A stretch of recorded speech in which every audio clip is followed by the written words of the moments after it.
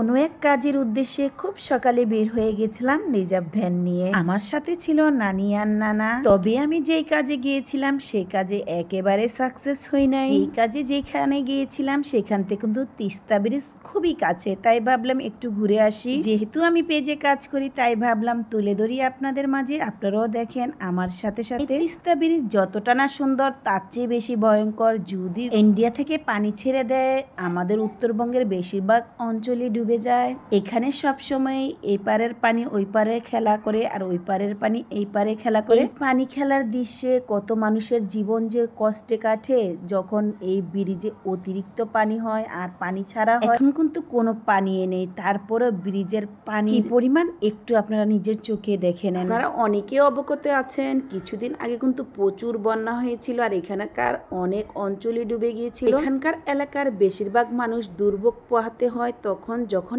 ইন্ডিয়ার পানি ছেড়ে দেয়, তখন মানুষের অনেক বেশি কষ্ট হয় আর আশেপাশে যত বাড়িঘর আছে সবকিছু কিন্তু ডুবে যায়। আপনাদেরকে দেখানোর জন্য আমি খুব কাছ থেকে কিন্তু ভিডিওটা নিতে চাচ্ছিলাম, তবে ভয় লাগছিল, তারপরে নিলাম একটু একটু করে। এই বিশাল তিস্তা ব্রিজের টাঙ্কিগুলো যখন ভারতের পানির জন্য একসাথে ছেড়ে দেয় তখন কিন্তু এখানকার লোকের খুবই কষ্ট হয়। আর তখনই আশেপাশে যত এলাকা আছে সবগুলো কিন্তু পানির নিচে চলে যায়, তখন কিন্তু খুবই ভয়াবহ অবস্থা হয় এদিককার লোকের। ওই যে দেখেন দূর থেকে আমি একটু নেওয়ার চেষ্টা করছি, প্রতিটি টাঙ্কিতে কিন্তু পানি ছেড়ে দেওয়া হয় যখন এখানকার অবস্থা খুবই ভয়াবহ হয়। বর্তমানে এখানে তেমন পানি নেই, আশেপাশে কিন্তু চর পড়ে গেছে। দেখেন আমি দেখাচ্ছি, ওই দূরে দেখা যায় চর আছে। আপনাদেরকে আগেই বলেছিলাম আমি নানি নানাকে সাথে করে নিয়ে রিজার্ভ ভ্যান নিয়ে এসেছি, যেহেতু তারা মুরব্বী মানুষ। আমি যখন বাসা থেকে বের হয়েছি তখন কিন্তু একেবারে রোদ ছিল না, এখন প্রচুর পরিমাণে রোদ চলে এসেছে।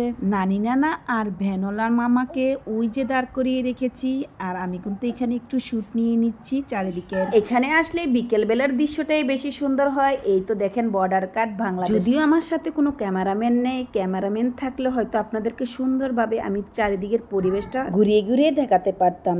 যাই হোক, ভ্যানের মধ্যে বসে বসে চারিদিকের পরিবেশটা একটু তুলে ধরার চেষ্টা করতেছি। এই যে দেখেন এর ভিতরের পরিবেশটা কিন্তু অনেক বেশি সুন্দর, তবে এখানে ভিতরে যাওয়ার কোনো অনুমতি নাই। ভাইয়াকে রিকোয়েস্ট করেছিলাম একটু ভিতরে ঢুকে ভিডিও করব, কিন্তু ভাইয়া বললো যে না আপু এখানে অনুমতি নাই। এখন আপনাদেরকে যে জায়গাটা আমি দেখাচ্ছি এটা কিন্তু একটা নদীর চর। এই যে ভ্যানওয়ালা মামা বললো কিছুদিন আগে নাকি এই জায়গার অবস্থা খুবই ভয়াবহ ছিল।